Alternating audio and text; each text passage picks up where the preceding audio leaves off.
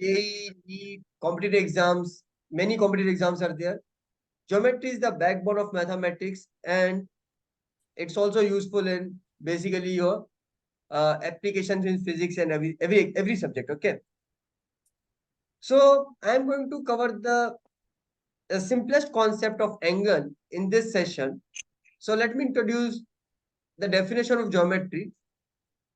It is coming from the Greek word G and metria. G basically means planet Earth, and metria is measure. So it's measurement, and then it has evolved. And the branch of mathematics that deals with measurements, properties, and relationships of points, lines, angles, surfaces, and solids. Okay. And I said in this session, I am going to focus on angles. One of the most important topic which the students will find useful in their 8th, 9th class exams, in their board exams, and also in different Olympiads which they will prepare for, or further competitive exams for any engineering or medical entrance exam. Okay. So this session, I am basically going to cover what angles are, measurement of angles, and many more things. Today's session will basically concentrate on the definition of angles. Okay. What is point? The most fundamental object in geometry, and it is represented by a dot.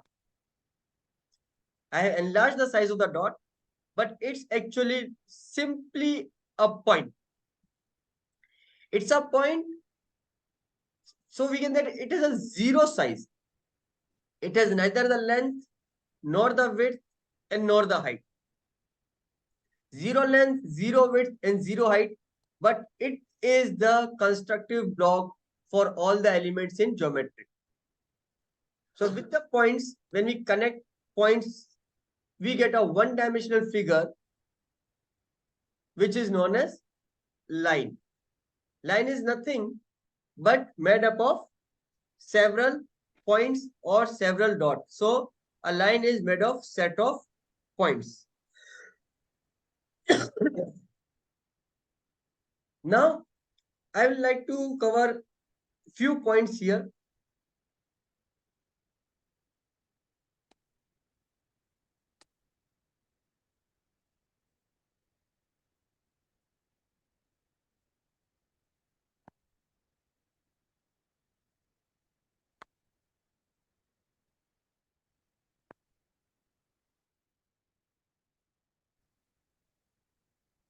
This is something when I'm connecting the two end dots.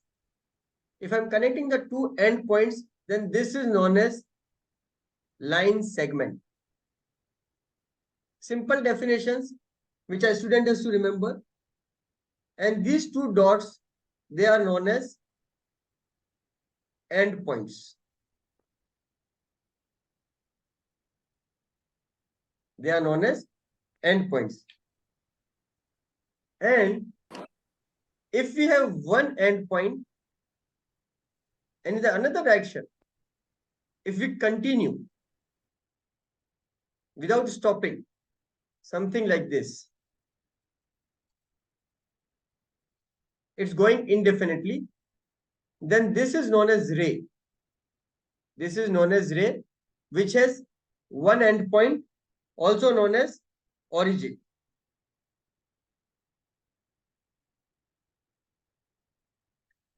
And here it's going forever. For example, we speak about the rays coming from the sun. So the origin is the sun, and it's traveling an infinite distance. And if we continue in both the directions, then this is known as line.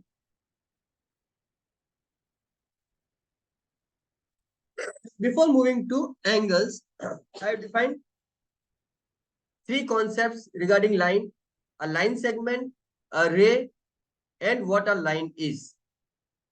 We will not go into the technicalities of this line segment, ray, and line. but we really need to understand what are the definitions. But my main focus in today's class will be only angles. Okay. So what is angle? A figure which is formed by two rays or lines that shares a common endpoints. If they share a common endpoints, then I'll say two rays basically is called an angle. So this figure where I have two rays and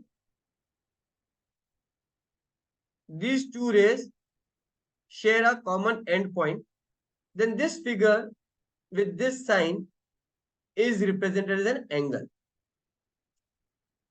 This is the simplest definition of angle which we learn in the school exams, in the school level or at the school level, whatever. Now, I want to define something which is not defined in the school textbook, and that is direction. I will use the concept of direction to define angle. So what is direction? Path or way we are pointing, something which we are pointing. And or in a daily usage language, it's something like that, a path we take to reach a specific place, then in which direction you are going. So generally, whenever we are going somewhere, na, we always ask about the direction. In the Google map also we go and we ask about the direction from our location to whatever location we want to go, or from station A to station B, we are looking for the direction. In the normal language, the directions you use are east direction, west direction, north direction, south direction, or whatever is we define. Okay. The important thing about the direction is when we represent it by geometrically, the direction is independent of position and is independent of the length of the line. For example, if I draw this line, then my normal daily usage, क्या हुआ?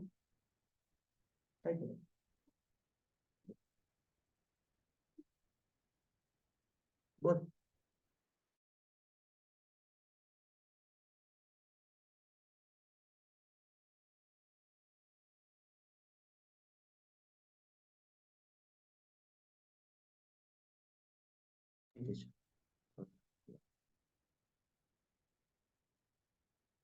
Then we generally represent this, that this line is pointing towards east.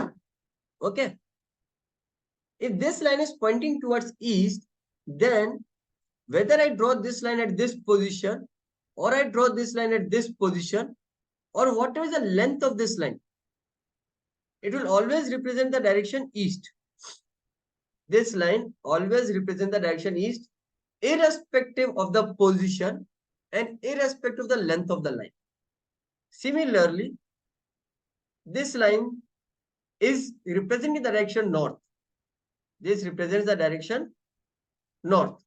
And any line which I draw pointing upward in this plane with whatever length will always be north. Whether it's such a small line or whether I draw a lengthy line of any length, it will be always known as north.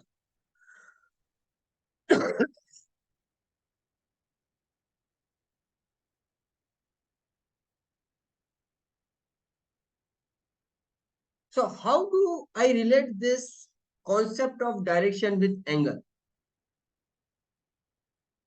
So what I say is, we have defined angles using rays. I just now defined angle using rays. I said this geometrical figure represent angle. This geometrical figure represent angle. And in my definition, I said that these are rays. Okay. But there's a problem. In the definition, there's a problem that ray has a fixed position. That is, ray always emerges from a point. And angle is purely related to the concept of direction. So for angle, we only need direction, which is independent of the position and independent of the length. Okay. So uh, if I have these two directions,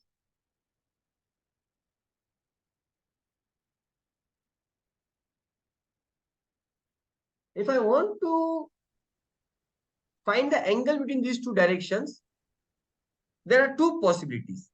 What we can do is either move the two lines, whatever we have drawn, and let them meet at a common endpoint. So the angle between the two directions is defined. Okay. Or what we can do is we can simply extend the line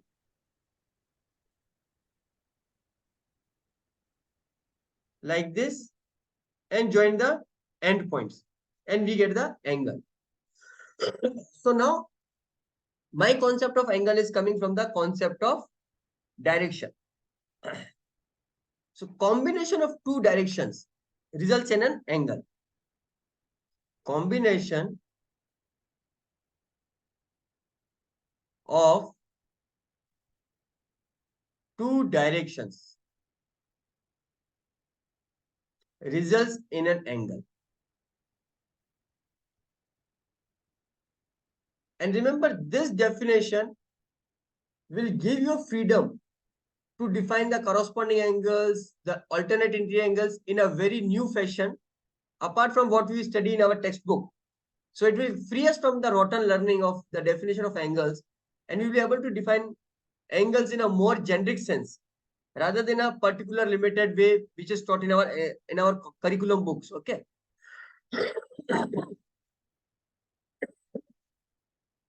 Now, few definitions of angles which I'll give is when the two directions are same. When the two directions are same, then we say the angle is 0 degree. I'm defining it right now. I'll again go into the definition of what is degree, but right now I'm saying that the angle is 0 degree. And if the two directions are opposite,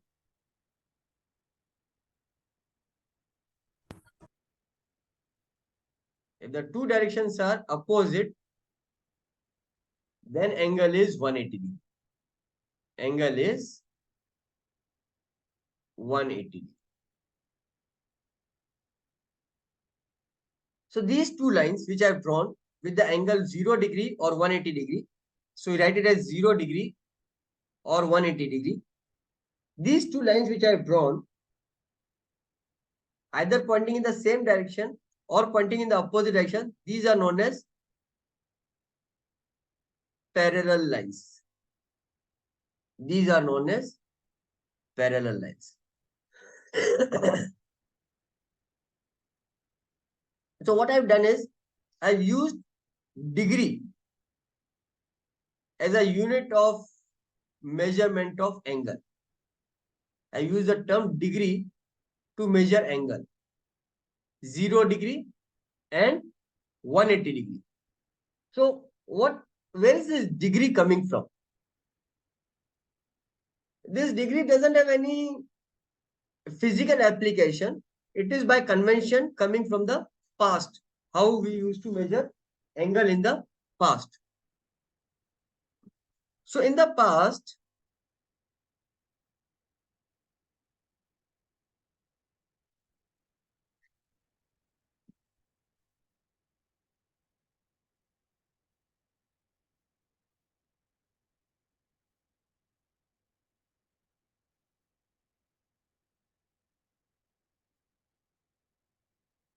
the circle was divided into fractions. So in how many parts to divide the circle was the question. Whether to divide circle into 10 equal parts, whether to divide circle into 4 equal parts, whether to divide circle into 25 equal parts, or whether to divide circle into 100 equal parts. Okay. So they kept on dividing the circle.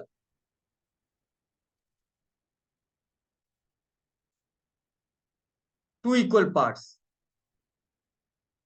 4 equal parts. And now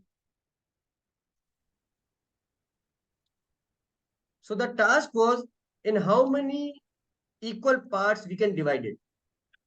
So there was suggestion of 60, there was suggestion of 100, there was suggestion of 180. Finally, they agreed upon that let's divide the circle into 360 parts. 360 parts. Then one fraction or one sector of the circle was defined as 1 degree. So let me, not to the scale, but just to explain it, let's say this denote one fraction or one sector of the circle, and this angle was marked as 1 degree. Now the reason of choosing this number 360 was 360 is divisible by most of the numbers.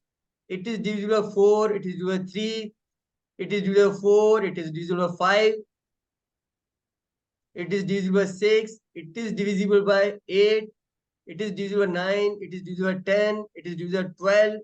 So among the given numbers, it was the smallest number, which there are other numbers also. Okay, they could have divided the circles into 70, 20 equal parts also. But whatever was the reason, the circle was divided into 360 equal parts. So one fraction of the circle, one sector of the circle, and this was defined as 1 degree.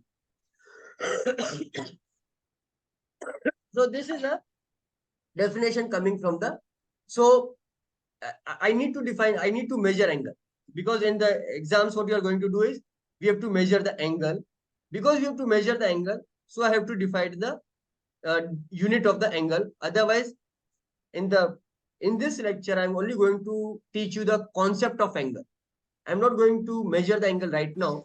Today we are only going to understand the concept of angle. But measurement is a necessity, because without measuring angle, we don't talk about this.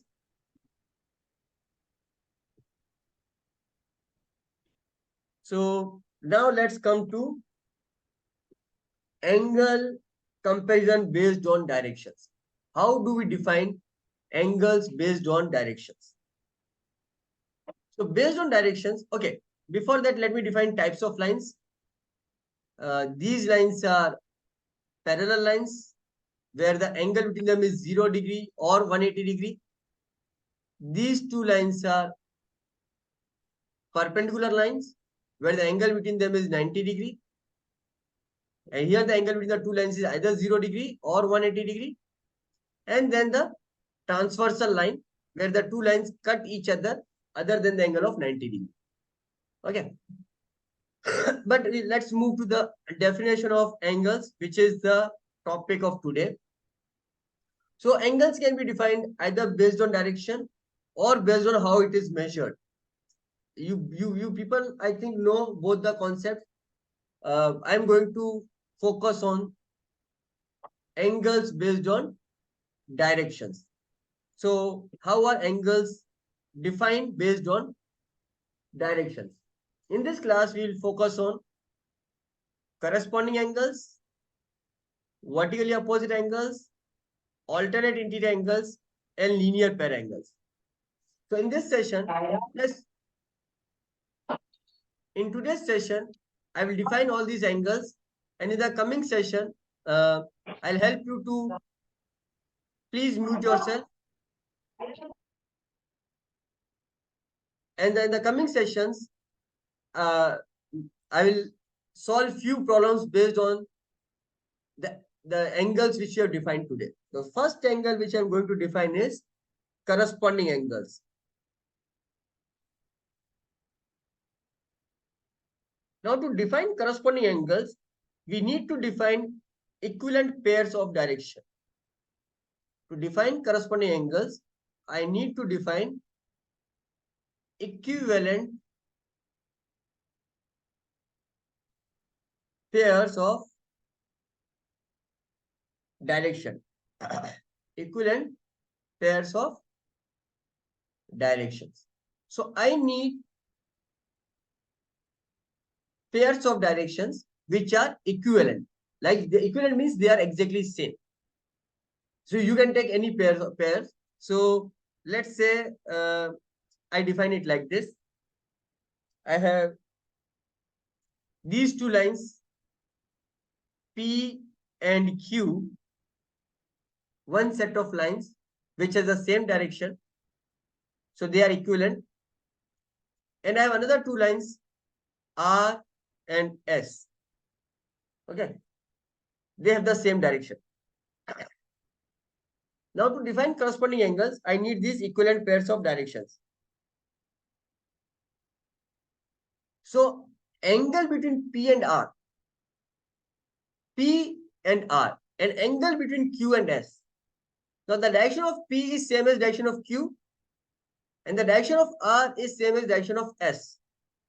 And angle is basically the combination of directions. Okay. So if P and Q are same direction, R and S are same direction, the angle between P and R, the angle between P and R. So let me move P from here. And let me move R from here. I'm just moving it, okay? So the angle between P and R. And if I'm moving this S here.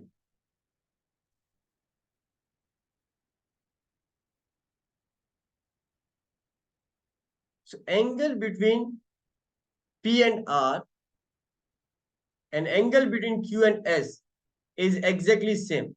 Why? Because direction P and direction Q are same, and direction R and direction S are same. So if we have two equivalent pairs of directions, then the angles will be same. So this angle, if I say this angle is angle A, and if I say this angle is angle B, then angle A is equal to angle B.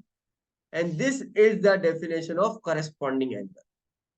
This is the definition of corresponding angle.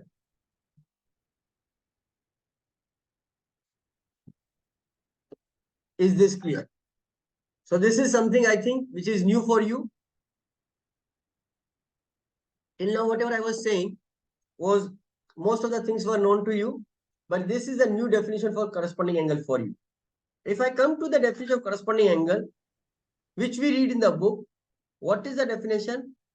If you have two parallel lines, like if this is a parallel line, and if this is a parallel line, and if this is a transversal angle, then what we say is this angle, angle 1, and this angle, angle 2, are known as corresponding angle. What I have done is, let's say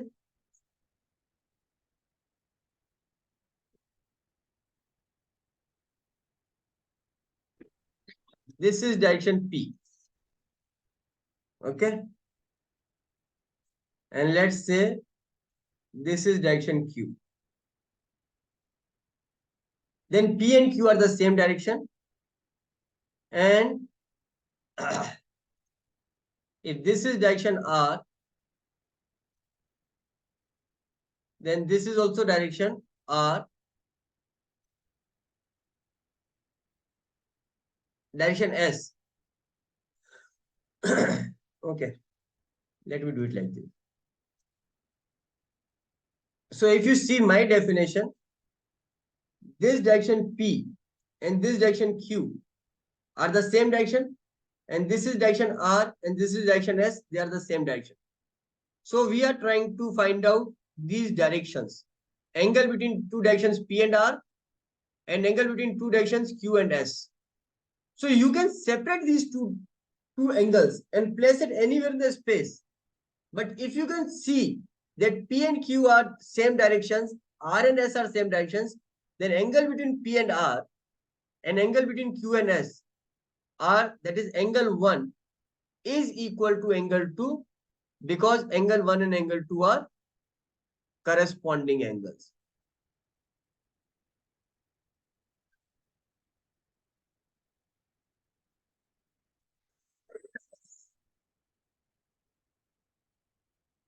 Next, move to the vertically opposite angle, which is also known as exactly opposite pairs of angle. exactly opposite pairs of angle. Again, I'll define the directions. So let me define two directions, P and Q.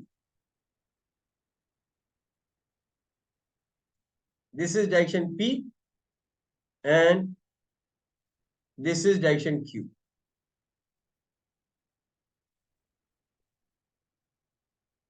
Then the angle between P and Q is, let's say, angle 1.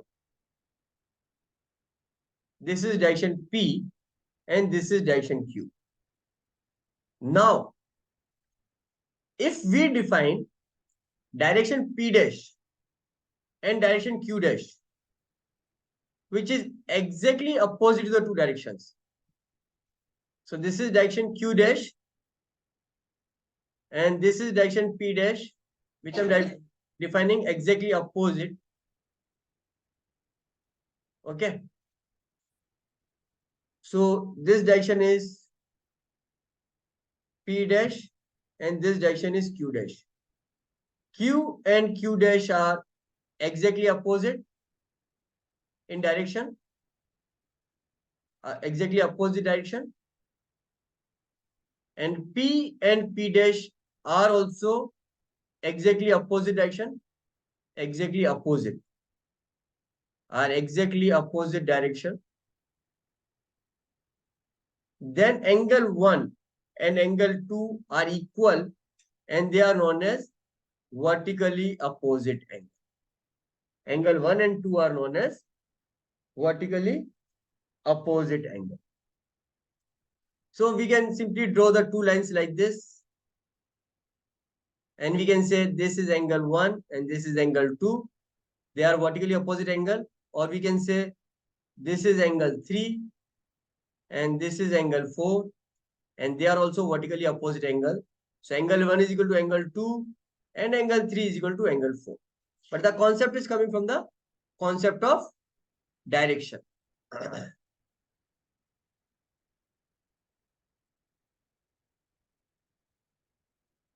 Next is, okay, so here I have drawn two directions. So if I say this is P and this is Q, then this direction is P dash and this direction is Q dash. The angle between P and Q is angle 1. The angle between P dash and Q dash is angle 2. Then angle 1 is equal to angle 2. They are vertically opposite angles.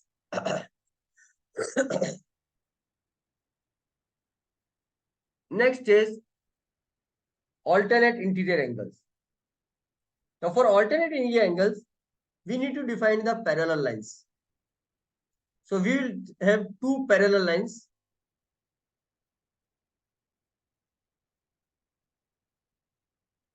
And there will be a transversal line. And there will be a transversal line. So I can have two parallel lines like this horizontally, or I can have the two parallel lines vertically. And then we will have any transversal line like this and like this. Then what we say is that on either side, so this is my either on the left or on the right, on either side, left and right. So this angle with this parallel line is angle 1, which is on the left, and this angle, we are talking about the interior angles. So we are talking about the interior angle. So I have to look at the interior. This is on the left and this is on the right. So angle 1 and angle 2 between the parallels and on the left and right of this transversal line. This transversal line, the angle between the one angle on the left, another angle on the right, between the parallels, or at the top above this transversal line and below this transversal line. Above this transversal line and below this transversal line. These angles are known as alternate interior angles. Okay. So what figure it will make?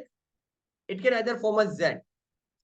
If these are two parallel lines, if I now the figure is very neat and clean. These are the two parallel lines. Between the parallel lines, one angle to the left of the transversal line, another angle to the right of the transversal line, and the figure will be Z.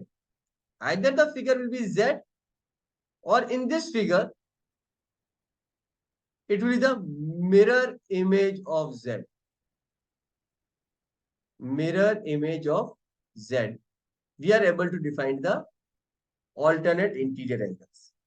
And if you are drawing the two parallel lines which are vertical, then the one angle is below the transversal line and the one angle is above the transversal line.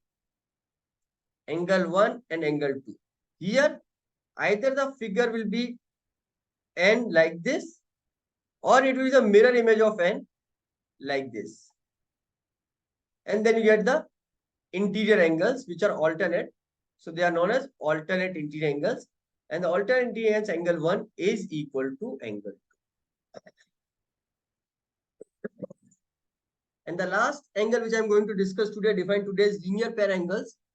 And in tomorrow's session, I will be applying all these concepts which you are learning today to solve the problems which you can solve, which will be helpful for you for your school exams, board exams, as well as you can apply these concepts to solve any tough concept problems for the Olympiad exams. Okay. So last concept which I'm going to touch today is linear pair angles. If I have a straight line,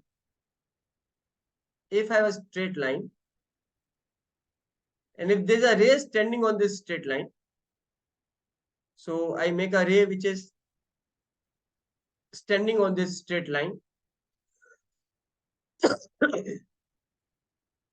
then this ray makes two angles with the straight line. This is angle 1 and this is angle 2. These angles are known as linear pair angles. Angle 1 and angle 2 are known as linear pair angles. And the sum of these linear pair angles, which is straight line, is equal to 180 degree. So angle 1 plus angle 2 is equal to 180.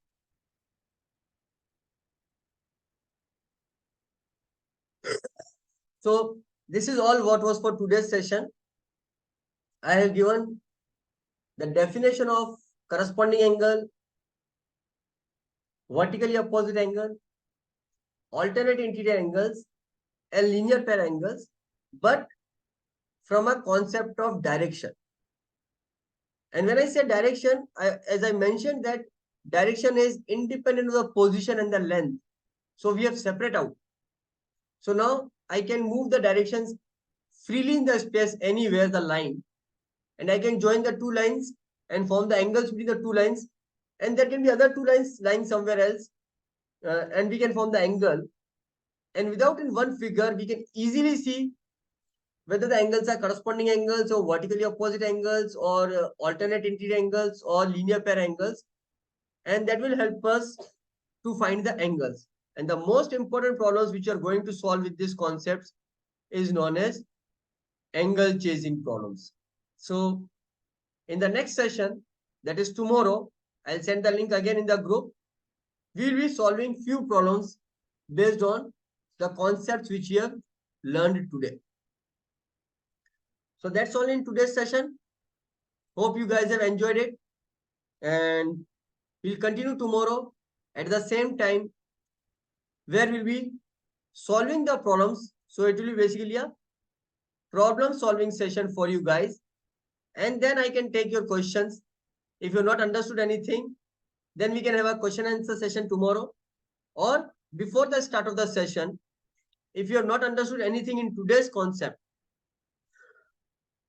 then we can discuss some questions before we start the session. Okay. Thank you everyone. And we'll over the session today only. We'll over the session today here only. Hope to meet you tomorrow again. And tomorrow we can discuss some question answers also. Bye bye everyone. Good night. See you tomorrow. Thank you, sir. Welcome Thank Sanvi. you, sir. Thank you so much. Bye Hala.